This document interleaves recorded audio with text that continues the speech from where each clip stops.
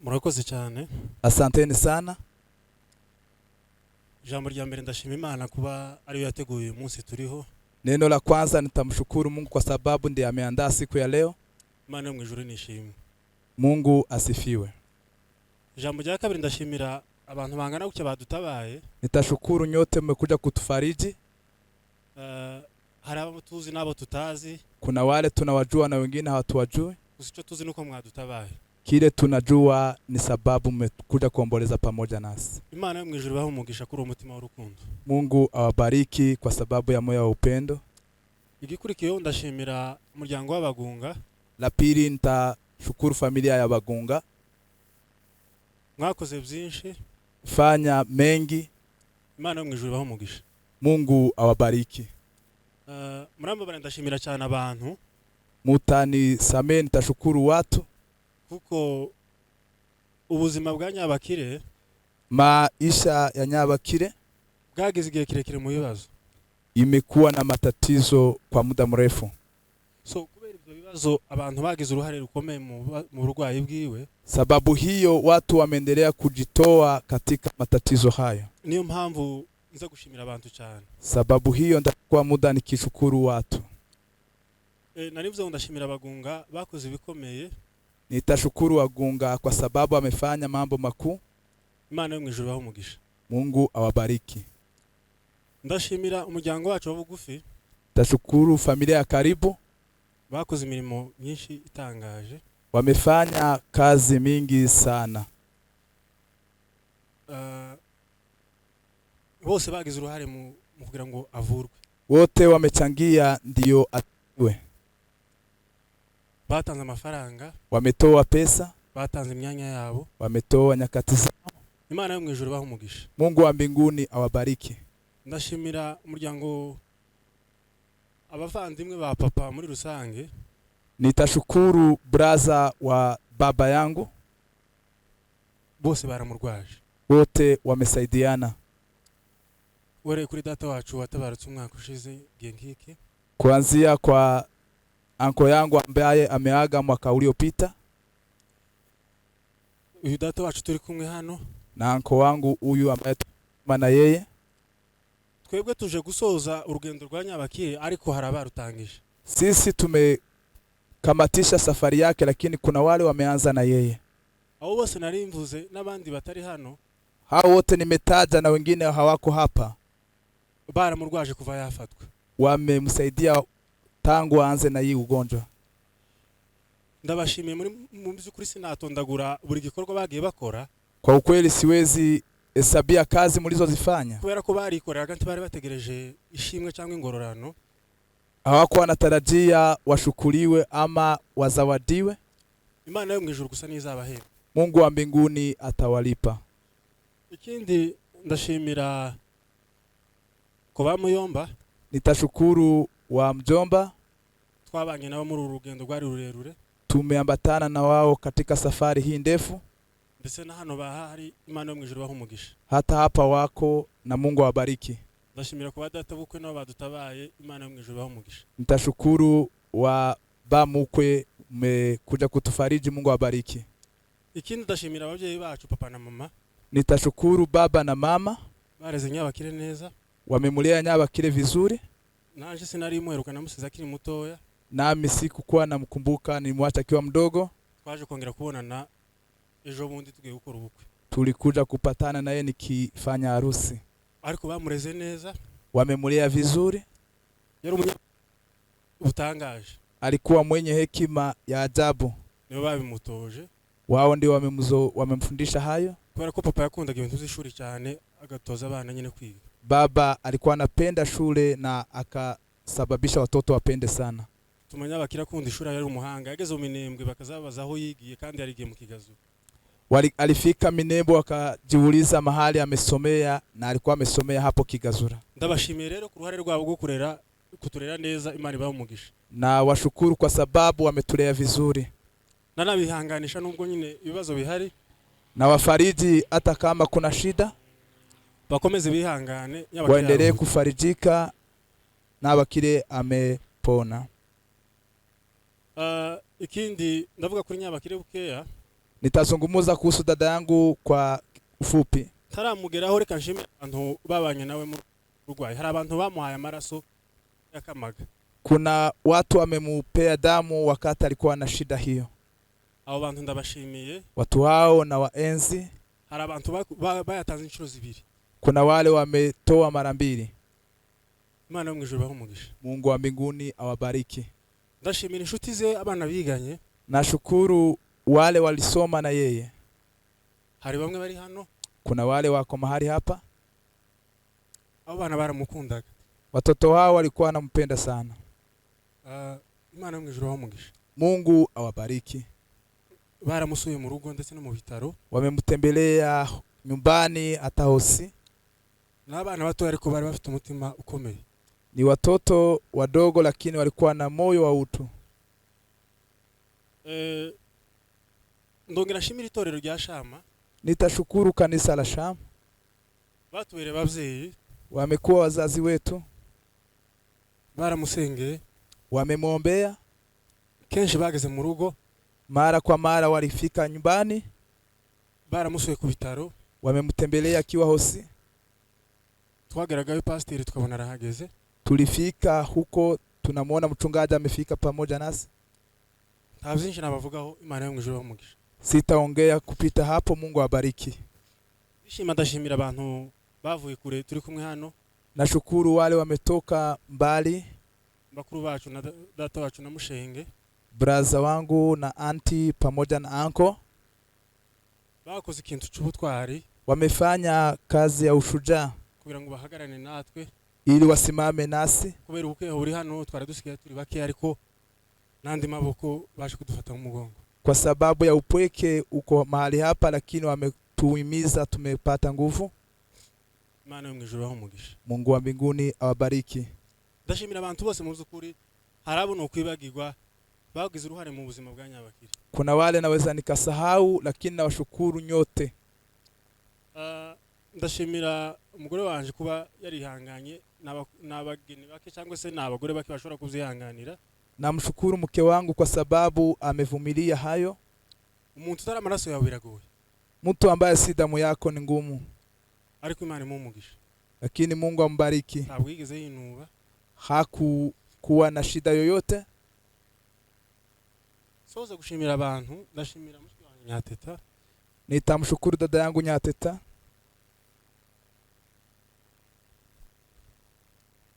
Narinsigaye ngira ikibazo kubera we. Nilikuwa nimekuwa na shida kwa sababu yake.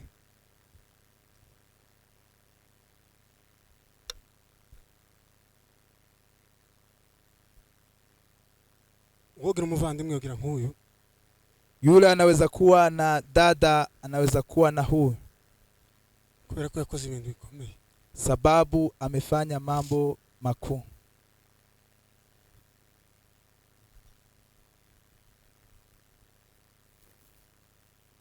Yabanye nawe amanywa nijoro. Amekaa na yeye mchana na usiku. Amubera umuvyeyi. Kakuwa mzazi wake. Agira ibibazo byinshi kubera murumuna we. Kakuwa na shida nyingi kwa sababu ya dada yake. Ni kenshi namwigira ngo nasibe bamusimbure akanga. Mara kadhaa nilimwambia aache niende pia mimi, anakataa. Ariko no muvandimwe. Lakini ni dada yangu. Kandi nizo mbuto z'umuvandimwe. Hiyo ndio matunda ya dada ama ya ndugu. Ntacho twamuhemba. Sisi hatuna la kumlipa. Icacu ni ikiwe. Yetu ni yake. Twaricaye mu nzu turaganira. Tulikaa nyumbani tukazungumuza.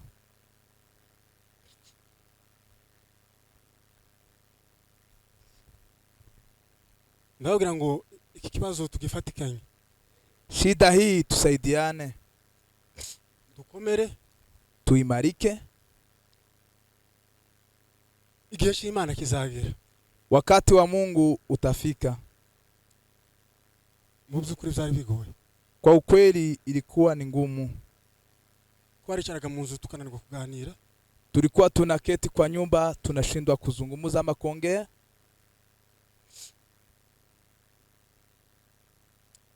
Kubera ububabare bw'umuvandimwe. sababu ya maumivu ama ya uchungu wa dada. yababaye umubiri tubara umutima, Aliumia mwili nasi tukaumia roho, ariko byari mu mugambi w'Imana kugira ngo ace muri biriya. lakini ilikuwa kwa mpango wa Mungu ili apitie. Kenshi imibabaro kiza kiba magumu hayo. kirekire Wakati wa maumivu unakuwa mrefu kandi mu by'ukuri cyari kigufi, na kweli ilikuwa fupi, ariko niko Imana iba yarabiteguye. lakini Mungu alikuwa ameandaa hivyo. Soza gushimira abantu, ndashimira abantu bose bakoze hariya ndetse n'abaturanyi. Na shukuru watu ambao wamefanya hapo, pia manaibas.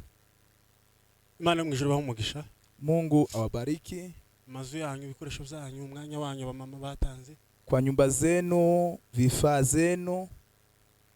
Imana mu ijuru baho umugisha. Mungu awabariki. Ndashimira abakuru banje turi kumwe hano ndetse n'abari hanze. Nashukuru brother ambao tuko pamoja nao na wengine wako ngambo. Imana baho umugisha. Mungu awabariki. Soza ndavuga nyabakira amagambo make. Nyabakire nitazungumuza kwa ufupi. Yarakiri mutoya, Alikuwa bado mdogo.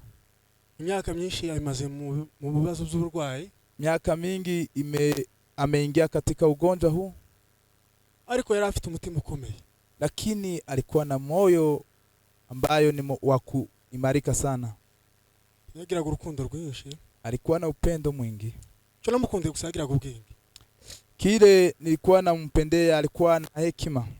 Je nuko yari namuseye akiri muto, ariko nageza mwibuka gusa nkibuka ubwenge yagiraga. Nilikuwa nakumbuka akili yake. Kubera ko numukuganira agezagana nk'umuntu mukuru kandi ari umwana muto. Akizungumuza alikuwa anazungumuza kama mtu mkubwa na bado alikuwa mdogo. Tigeze acika intege mu burwayi bwe. Hakuzofika katika ugonjwa wake. Yageza abyuka wenyine mu gicuku turyamye agasenga. Alikuwa akiamuka huko usiku anaomba. Yakundaga gusenga, wenda si harotekeza ko wenda byari ibibazo nyine arafite z'uburwayi. Alikuwa anapenda kuomba, si kwa ajili ya shida alikuwa nayo, ariko bwari ubuzima bwe kuko yubahaga ijambo papa yamubwiye, kuko yakundaga ibintu z'amanyanga. Alikuwa anatii neno mzazi baba alikuwa amemwambia. Baba hakukuwa anataka mambo ya mabaya. Papa aje kugenda aramubwiye ngo bizayiwe ni timukabishe. Haya mambo ya UN musidanganye. So igihe cyose hajaga kuba kantu nyabakirageza tubwira ngo zitukabishe. Kukikuwa na shida tofauti alituambia tusidanganye. Rero soza nikitamatisha, ndabashimwe mwese mwabanye natwe. Na washukuru nyinyi mmeambatana na sisi. Ndashimira itorero ryacu ryari ryabanye natwe, ryaradutabaye. Nashukuru kanisa letu la Lilize lilikuja kutufariji. Imana yo mu ijuru baho umugisha. Mungu awabariki. Abo nibagiwe, wale ambao nimewasahau, abanyamuhana ntabibagiwe, nukuri mwarakoze. Watu ambao tunakaa na wao Githurai, mumefanya kazi nzuri. Abanyakarere kiwacu ruguru, wale wa uko kwetu juu, mwebwe mwese mwaje guherekeza umwana wacu. Nyinyi nyote mmeambatana na sisi kuja kuomboleza na kusindikiza. Nabitekerezaga ko twabona abantu bangana gutya. Sikuwa najua kama tutapata watu kama hawa. Kubera ko amateka Nyabakire si maremare. Historia ya Nyabakire sio ndefu sana. Habe naje wari umufite hano si maremare. Hata mimi nilikuwa na yeye si mrefu sana, ama historia yake si kubwa sana. Ariko kuona abantu bangana gutya, Imana yo mu ijuru baho umugisha. Lakini kuona watu kama hawa, Mungu awabariki. Turishimye nubwo wenda emotions zihari. Tunafurahi hata kama hatuwezi kosa ile ya kimwili. Kubera ko byari bibazo bikomeye ariko byarangiye. Ilikuwa ni shida ngumu lakini imefika mwisho. Soza nikitamatisha, Nyatetara arangije ari we utwaye igikombe cy'ubutwari ku buzima bwa Nyabakire. Teta ndiye amechukua medali ya kushinda vita hii dada yake alikuwa amepitia. Kuko nabivuze mbere hari abatangizanyije nawe. Kuna wale wameanza na yeye, hari abamufatiye hagati, kuna wale wamechukulia katika. Ariko Nyateta yakoze ikintu finale y'abandi bose. Nyateta ndiye amekuwa na jukumu ya mwisho kabisa. Je nageragayo nkumva n'intege ziracize ndi kuzamuka escalier. Nilikuwa ninafika hapo nikipanda nasikia uchofu. Kubera ko ndi busange kandi ntacyahindutse. Kwa sababu nitapata hakuna kitu ambacho kimebadilika. Tuzamushakira impano nziza. Tutakuta gift nzuri kwake. Yo kumushimira gusa nk'umuvandimwe. Ya kumshukuru kama dada yetu. undi muntu Nyabakira ambwira Yule ambaye Nyabakira alikuwa ananielezea, mama kwa mama ameri inshuti yiwe cyane. mama huyo alikuwa rafiki yake.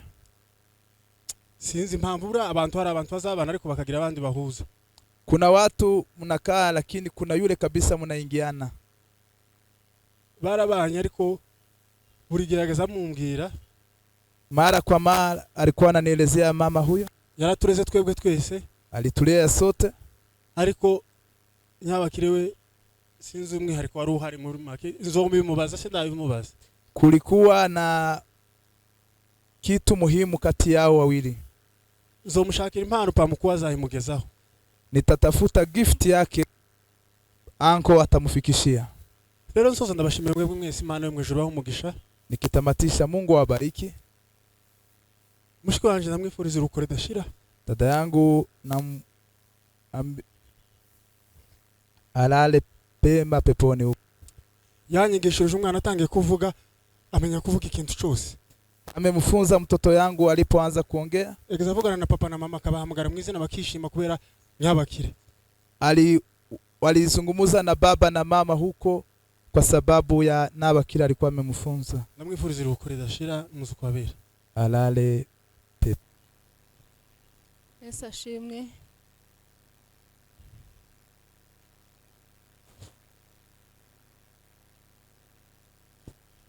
Biragoye kuvuga kuri uyu munsi, ariko turihangana tuvuge kubera ko ari we munsi we wa nyuma. Mbere na mbere ndashima umuryango nashatswemo, kubera ko ntago byari impanuka, ni umugambi w'Imana, Imana ishimwe. Ndashimira umuryango wa Mugunga, tumaze kumenya aya makuru cyangwa se nyine bimaze kuba, nibo bantu ba mbere badutabaye, bagera umuhira, baraduhumuriza, bakora ibintu byose bisabwa. Imana ibahereza umugisha. Ndongera nshimire abaturanyi baradutabaye bamaze kumenya iyi nkuru,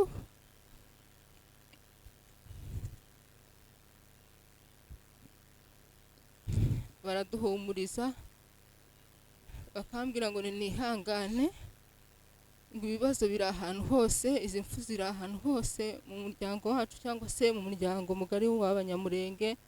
Ndakomera, ndahumurika, Imana ibahereza umugisha. Ndashimira abamama bose bitanze bakaba mu gikoni kuva tumenye iyi nkuru, n'ubu bari bakiza bagakora imirimo yose. Imana ibahereza umugisha. Ndashimira abantu bamureze, yani amaze nyine kuza, amaze kurwara, yabanje kuba kwa pamukuha.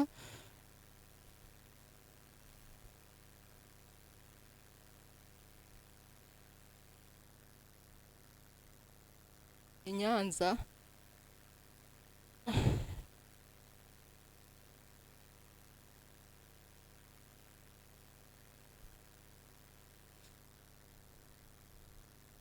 baramurwaza, baramuvuza uko bari bashoboye kose. Yewe na hariya mu Rwanda biragoye, ibitaro byaho bisaba amafaranga menshi, ntibyakunda. Bajya mu masengesho, harimo bakuru biwe bamujyanaga ku misozi bakajya gusenga, ariko ntibyakunda.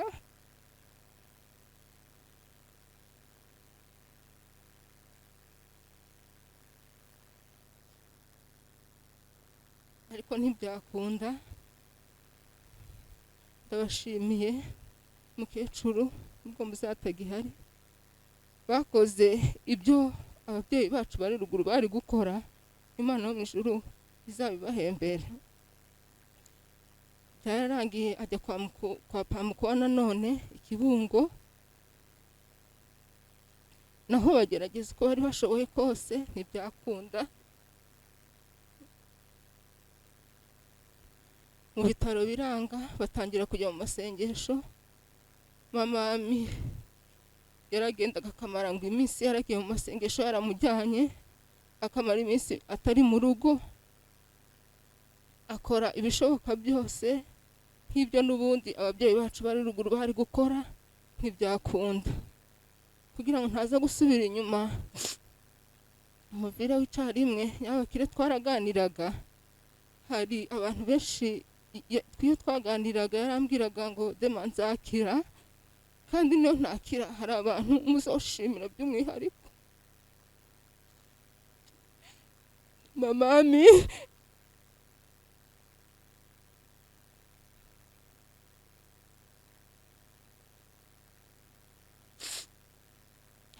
yaratubwiye ngo mamami tuzamushimire, akaza avuga ngo nanakira ngo ibihembo bya mbere cyangwa umuntu azitura ngo ntazashimira mama we wamubyaye, ngo azashimira mamami. Yaravuze ngo niyo yaba atagihari nzamushimire. Ndashimira Oliva, nawe ni mukuru wiwe nyine yarahabaye nawe i Kigali, agerageza nawe yakoraga mu bya UN, agerageza kumufasha uko yarashoboye, ntibyakunda nyine. Nawe n'ukuri ndabizirikana ko yamwitayeho, Imana imuhereze umugisha. Ndashimira nanone abo bose ni bapamuka ndi kuvuga, yagiye anyuraho nyine nk'uko umutware yabivuze. Hari abatangije uru rugamba nk'uko twe twarufatiye hagati, abo bose bagiye bagerageza uko bashoboye. Ndashimira pamukuwa, papa w'abahumure, nabo bakoze uko bashoboye.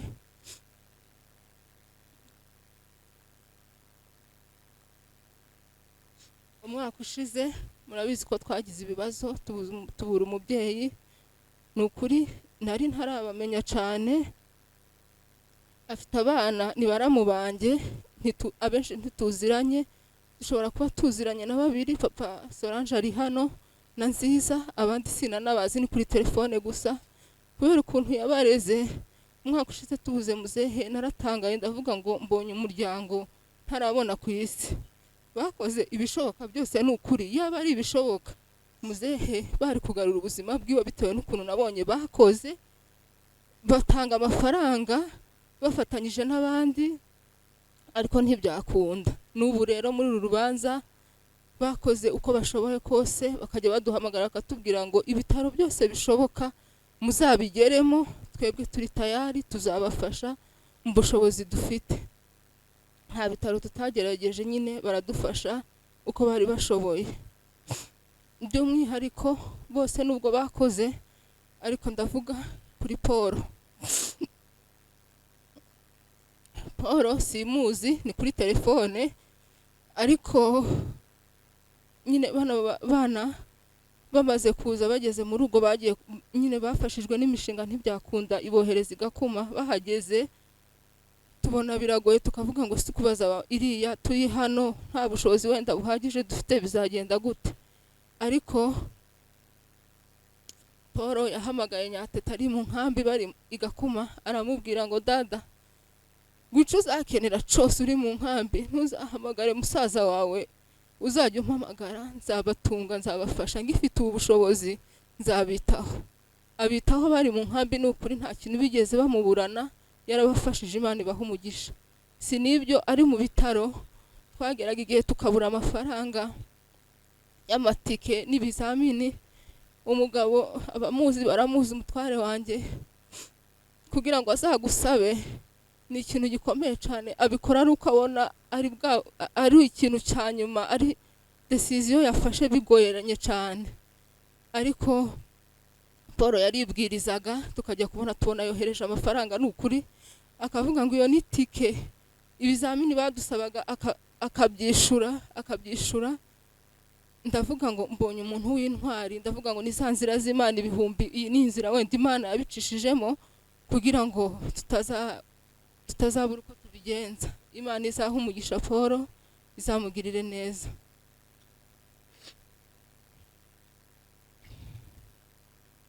Ndashimira ababyeyi basanze igakuma. Hari ababyeyi bahasanze, mama Sara na papa Sara, bababera ababyeyi, babamenyera buri kimwe. Hari babaga mu kazu kabo ariko bageraga igihe bakajya iwabo bakamera nk'abari mu rugo, bakabamenyera buri kimwe, yajya ahantu agiye hose akabasigira abana, abitaho. Ni ukuri natwo twumva turahumuritse kuko twabonye abantu babareze. Ndashimira ntarambiranye, ndashimira abantu batanze amaraso igihe Solange yari arwaye. Yagiye ajya mu bitaro kenshi bakadusaba ko dushaka abantu bamuha amaraso, twagiye tubabona bagiye bitanga bakamuha amaraso inshuro nyinshi. Ni ukuri Imana ibaha umugisha. Harimo abana bashanga batanze amaraso.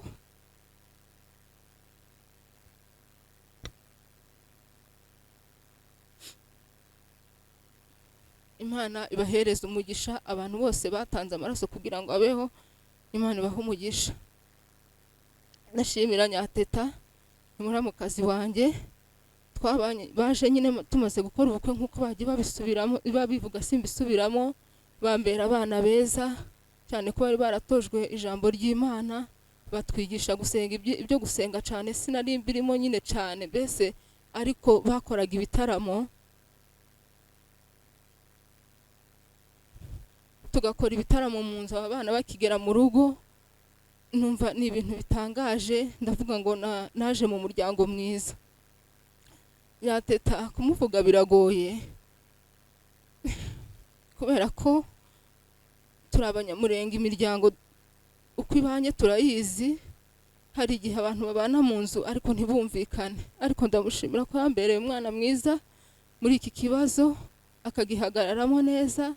Byageze igihe yajyaga agemura buri munsi, ngacishamo nkamusimbura, akagenda nanjye nkamusimbura. Bigera igihe arambwira ngo Dema, ngo byihorere ngo uzajya agenda buri munsi. Ndamubwira ntabwo byakunda, ariko araruha neza arambuza, nkajya nshaka abasigarana umwana tukajyana twembi, kubera ko nabonaga aruha cyane. Nkavuga ati nubwo yanze ariko tujyane. Imana imuha umugisha. Ni ukuri yagaragaje ubutwari cyane, ndamushima. Imana imuha umugisha. Ndashimira umutware wanjye kubera ko kino kibazo yacitwayemo neza. Kimaze kuba bibi yaratwicaje aravuga ngo mureke duhurize hamwe, niduhurize hamwe wenda nta kizaducamo kabiri. Ati dukora ibyo dushoboye, ibyo tudashoboye Imana izabona ko nyine tutabishoboye, ariko icyo umuntu ashoboye cyose azagikore. Imana imuha umugisha kuri ubu butwari yagaragaje, tukaba tumuherekeje nyine. Imana imuhereza umugisha. Mvuge kuri Solange bukeya kubera ko umwanya washize. Ndamushimira igihe twamaranye, nk'uko bagiye bivuga yari umwana w'ubwenge bwinshi cyane. Nk'uko abantu baba babana mu nzu, hari igihe yabonaga nsa wenda n'uwarakaye ntameze neza, akampamagara nubwo atabaga afite agatege, akanyicaza akambwira ngo Dema, ngo ninjye wakugoye, none se ngo hari ikintu nawe nakoze kikakubabaza? Yaba ari se ari Nyateta mwakoroganye? Ati ni ukuri ntibukazabwira utameze neza cyangwa mutikiranuye n'uwo mwagiranye ikibazo. Ni ukuri Imana yo mu ijuru imuha umugisha ku bwenge bwinshi yagiraga. Ndamushimira kuntu yankundiraga umwana. Icyo gihe arwaye, uko yavaga mu bitaro sinamenya ngo bacaga kuri he soko kandi adafite imbaraga. Uko yavaga mu bitaro yaguriraga Messi imyenda akayimuzanira, ndayifite hariya mu rugo, akahaca adafite intege, akajya mu isoko akamugurira imyenda, ndabizirikana. Imana yo mu ijuru bimuha umugisha.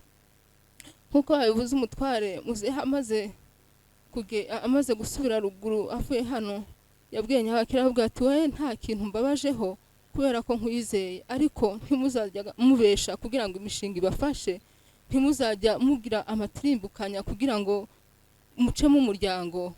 Ni ukuri muzafatanye muri byose, ntimuzajya muca hirya no hino. Ashira Nyabakire ku ruhande aramubwira ngo uzajya ubareba, ndabizi ko wanga ikintu kitari mu murongo. Ndamushimira kuri ibyo byose yakoze. Ndashimira mukecuru turi kumwe hano nk'umubyeyi.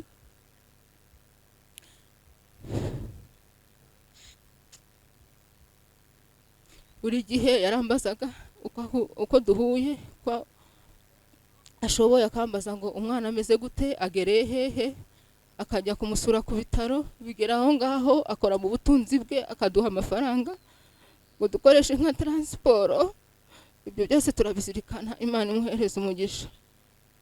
Ndashimira Shanga yari ari mucara, ahora mucara iminsi myinshi, yaraduhamagara akatubaza uko umwana ameze, tukamubwira, akavuga ngo we yibera mucaro, ariko agakomeza kutubaza amakuru ye. Imana imuhereza umugisha.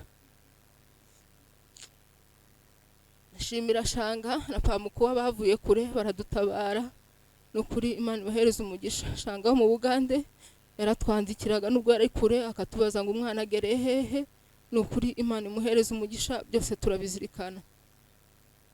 Ntarambiye abantu, ndihanganisha ababyeyi bacu bari ruguru, ndabizi ko bari mu bihe bitoroshe, kuba barabumvishe n'iyi nkuru badafite n'uburyo bwo kuba bosurwa, nukuri nibihangane. Natwe twarakomeye, tuzi ko yabakira ijuru ryamwakiriye. Abo ntashimiye nukuri murambabarira, wenda akaba ari ukwibagirwa, yabakira Imana imuhiruko ridashira.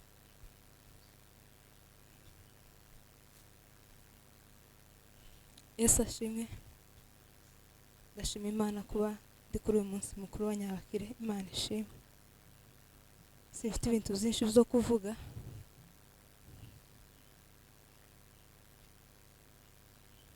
ntabwo mfite ibintu byinshi byo kuvuga, ariko kandi nari nabifite kubera umwanya waje kutubana muto y'abantu bakarambirwa, turi mu bihe bibi by'imvura.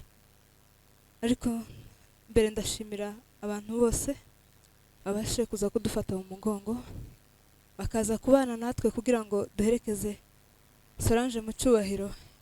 Imana ibahe umugisha. Ndashimira umuryango wacu wa Mugunga, batubaye hafi, babanye natwe mu bihe byose, bakoze byinshi. Imana yo mu ijuru idakiranirwa ibahe umugisha. Ndavuga abantu bukeya, ariko mu mutima wanjye ni byinshi, yani kubashimira byari byinshi. Ndavuga bukeya kubera umwanya. Ndashimira itorero ryacu rya Shama, babanye natwe kuva tukihagera, papa wacu akiri hano. Kuba ndasengana na musaza wanje si uburara cyangwa se ibindi. Nagiye gusenga muri Shama kuko niho papa wanje yari ari. Amaze gusubirayo mbona ntova mu ikanisa mweje murindi, kuko hose n'Imana tuba turi gusenga. Ndavuga reka nkomereza aho ngaho, hose hari ababyeyi, n'ubundi twobarizwa muri Rize kuko niho abavandimwe bacu bari, twobarizwa muri Shama kuko hose n'ababyeyi. Ndashimira rero amaterero yacu, abapasiteri bari Rize baradusuye turi Kenyatta. Abapasiteri ba Shama cyangwa se abakristo ba Shama babanye natwe mu rugendo kenshi, baradusuye mu rugo, baradusuye mu bitaro, bakoresheje umwanya wabo bakoresha ibyabo, sinabona uko mbivuga. Yeme umuryango wa Shama muri abantu beza kandi b'agaciro, n'urukundo rwanyu no kuzirikana abana banyu mushunze, Imana yo mu ijuru izabahe umugisha. Ndashimira umuryango wacu cyangwa se abavandimwe ba papa nk'uko babivuze.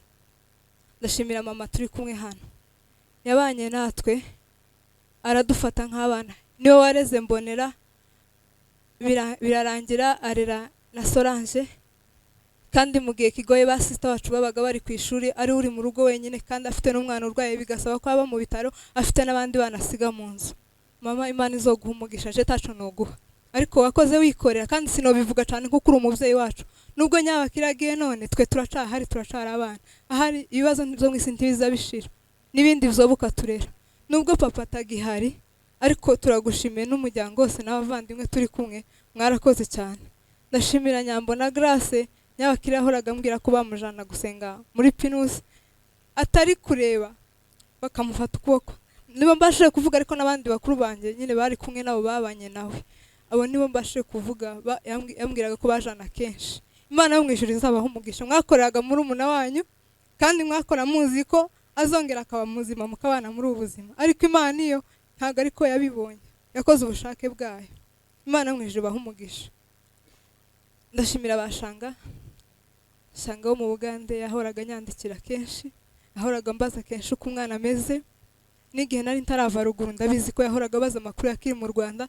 Ni umubyeyi mwiza, yemeye kugira umuryango nk'uyu ni iby'agaciro, Imana imwishyuza abaha umugisha.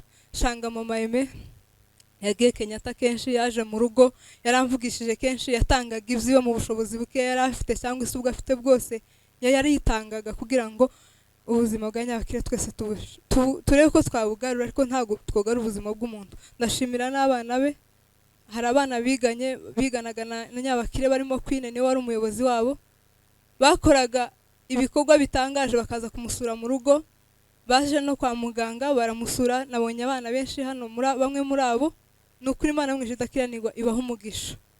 Ntacyo nabona mbitura inshuti za Nyabakire, mwarakoze kandi mwakoraga mwikorera. Bazaga kumusura akavuga ngo twaje gusura umwana twiganye kandi ni umwana wa mwarimu. Imana yo mu ijuru ibaha umugisha ko mutibagiwe neza ya mwarimu wanyu. Ndashimira ba Pamukua. Nyabakire amaze kuva kwa Pamukua yagiye kuri uyu amufata nk'umubyeyi, kugeza kuri none yafashe urugendo rurerure kugira ngo aze kumuherekeza. Mubyeyi turagushima, Imana iguha umugisha. Ndashimira n'abasista abakobwa be n'abahungu be babashe kubana nawe hafi, bakorombe bamujanaga kwa muganga. Zuzu kugeza Nyabakire acikanye nahamagaye Zuzu arambwira ngo nihangane kandi nkomere, yari afite kuza ariko kubera impamvu z'ibihe turimo ntibyakunze kwaboneka, ariko ndabashimiye cyane, Imana yo mu ijuru ibaha umugisha. Ndashimira n'ababyara bacu, bana bashanga bakoze byinshi, bagiye bakora ibintu bitandukanye ku bwa Nyabakire, Imana ibaha umugisha. Ndashimira Papa Solange, mu kwezi k'umunani yazindukiye no mu kwezi kwa karindwi, habaye mu k'umunani Nyabakire aja mu bitaro, yanga gutaha umwana akiri mu bitaro. Mu by'ukuri yari amaze igihe kirekire nk'umuntu ufite inshingano mu rugo rwe, ariko aravuga ngo Tiyogenda kubera hari ibibazo byinshi, Tiyogenda bitarakemuka.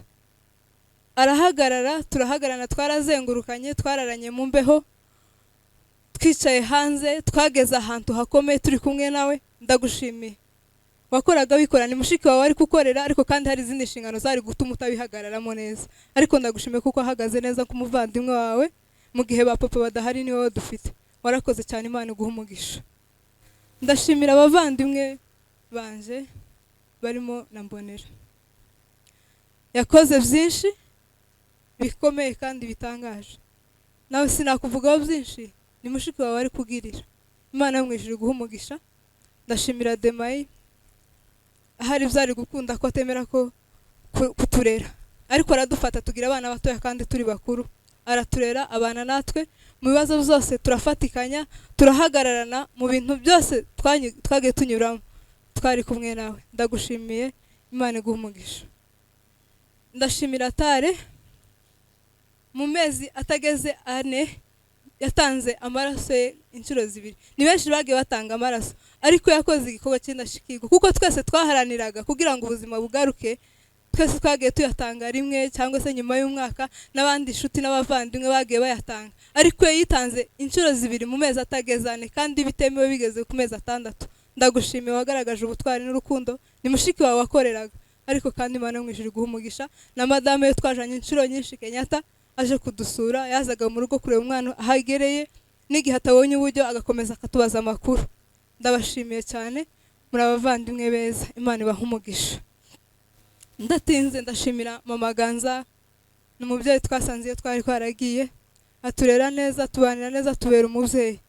Nuno munsi nawe yabuze uburyo, ariko abari ahangaha turi kumwe nkamuvuga tuhori kumwe, ariko nubwo ataraha ndamushimiye cyane ngo Imana yo mu ijuru imuha umugisha kuzo yakoze hejuru y'ubuzima bwa Nyabakire. Nyabakire nari kumuvugaho byinshi, ariko umwanya ni muto. Yambereye muri umunanje mwiza, ntago turutangwa cyane, hari nabamurusha nk'umwaka umwe, ariko abandi bahoraga bavuga ngo inkurikirane ngo zazihorana amakimbirane zirwana mu buzima busanzwe, ariko ntago Nyabakire yigeze ambera nkaho nkurikira, ahubwo wasanga umukurikira ukagira none niwe dukurikirana. Nyabakire ari umwana ubwira ijambo ntagusubize, icyo umubwiye akaba ari cyo akora, kandi wamubabaza agaceceka akakwihora, yabona ubugiye nko kwira akakubwira n'ubwo wangiriye gutya ntago wakoze neza. None akaba ari nje sigara niga nkareba ukuntu ari uri kungira inama, ari we mutowe, bikantera nanjye gukora ibyo, guhindura ibyo nari nakoze. Nyabakire yari umwana witonda, umukristo, yari umwana w'ubwenge, mu rugo no ku mashuri. Navuga Nyabakire ni munini murije, twabanye mu bihe byinshi, nageraho numva ngiye gucika intege akankomeza. Nyabakire yabanye naje mu bihe bigoye, niwe wari ubabaye, ariko kandi igihe kimwe ugasanga ari we ukungira amagambo yo kunkomeza nijoro akamukomeje. Sinomuvugaho cyane, noja kuyibagirwa bimwe kandi nagize ndavuga, ariko Nyabakire yambere umuvandimwe mwiza, mbere muri umunanje mwiza w'ubwenge, yaranyigishije no mu rugo tugira igitaramo, niwe wakidutangije. Yaratwiceje aratubwira ngo se tuje gutarama mu makani sango tuje kurara ngo twagiye mu cyumba ngo ariko tutagira igitaramo cyo mu rugo. Kuva uwo munsi duhita tugitangiza, arinze arangiza icyo gitaramo kikiba mu rugo. Ndashima kuko Nyabakire yareze Messi, amwigisha iby'ubwenge, amwigisha iby'Imana, amwigisha n'ubwenge busanzwe, akaba arangije akifite ubwenge bwiwe, ntabwo yigeze acika intege ngo ananigwe ngo byenda ngeraho nakumva ngo ndananiwe kumugwaza. Ariko Nyabakire shima Imana kuko yamuhaye kwihangana, akaba ashoje urugendo rwiwe. Ni mu cyumweru cakurikiye icyo yarangijemo nibwo yansezeye.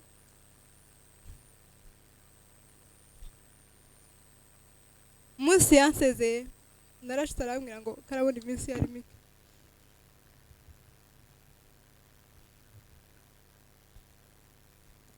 Ambwira amagambo menshi akomeye. Nsubiye inyuma mu kwezi kwa 11 tariki 29, Nyabakire yasezeye papa, amusaba imbabazi. Nta muntu n'umwe nabibwiye usibye papa ubizi, naje wategerera ikodi yamutumiye. Nategerera ikodi yamutumiye, ndavuga ngo ahari abonye ko urugendo rwe rugeze kumwisho. Aramusezera, amusaba imbabazi, aramubwira ati ahari hawari cyo nakoshe, ariko ungirire mama n'abavandimwe, nimba hari ikosa ryose nigeze nkora muzambabarire. Kandi bamaze igihe kirekire batari kumwe, kuko aramubwira ntacu tukubaraho, nta nikosa wakoze, kuko n'umwana utaravugaga mu rugo tiwamenye icyo yanze n'icyo akunze. Wasanga n'abandi bari kumuhahaza kubera ubwitonzi yagiraga. Icyo gihe nyine kubera hari amaze mu kwezi kwa 11 hari amaze gucamo nk'amezi angahe, ntago nta agaciro cyane, ariko mu cyumweru cyakurikije yarangije aransezera, ambwira amagambo menshi akomeye, mu buryo natashe mu rugo kwihangana biranga, sinabavugisha. Bambaza mse nike kibazo mfite, ndababwira ati ndumva nagwaye umutwe, burira buraca kujya biranga, ikintu cyose kirananira, ariko nza kwisubiza nk'imbaraga, ndavuga ati nimba ari kubushake bw'Imana yabibonye azaruhuke neza. Ndafata mpindura isengesho nahoraga musengera, ndavuga ati Imana nimba warabonye ko kino gihe ari cyo gihe cya Nyabakire, uzamuhe kuruhuka neza kandi umurinde guteseka. Yaramaze iyo myaka yose arwaye, ariko nta munsi Nyabakire ananiwe kwiyoza cyangwa se ngo ananirwe kuba yakwihagurutsa wenyine ngo aje hanze. Byabayeho mu cyumweru cya nyuma ari kurangiza urugendo rwe, ariko ntabwo byabayeho iminsi myinshi. Yagiraga umuhate akihaguruka akijana muri dushe, namujanira amazi akaja koga wenyine, ikintu cyose akacikorera kubera ubutwari yaragira, akavuga ngo byenda yakwicara yaje kugora abandi, kamubwira ati nta kindi ndi gukora, nta kazi ndi gukora, akazi ndi gukora niwe ndi kureba, tukaza wivuna n'ibyo udashoboye gukora. Akambwira ngo yarabishoboye. Nukuri Nyabakire yarihanganye mu rugendo rwe rwose akaba rusoje. Ndashimira barumuna ba Papa Solange, ntago bari hano, bakoze imirimo y'indashikirwa, batangiye kubana na Nyabakire bakiri kumwe na Pamukuwa, bamufasha ibintu bimwe n'ibindi. Ndaza maze kugera hano muri Kenya, aho twabanye na Nyabakire twenyine, bakoze uko bashoboye kose kugira ngo izana Nyabakire ntitubeho nabi, bakoze ibyo bashoboye zose kugira ngo ntidutekereze ko byenda ababyeyi bacu bari kure natwe, batwereka ko abavandimwe turi hafi, babana natwe mu rugendo rwose. Sinogenda ntondagura ibyo bakoze kandi sinobatindaho cyane, kuko bakoraga bikorera, ntibashiki babo bakoreraga, n'ubundi bakomeje gukora kugeza n'uno munsi wa none. Hari byinshi baba bakora kandi ari byo bagikora kuko ni inshingano zabo. Imana yo mwishu udakiranirwa ibaha umugisha. Marakoze Nyabakire, mwifurije umuzuko wabera.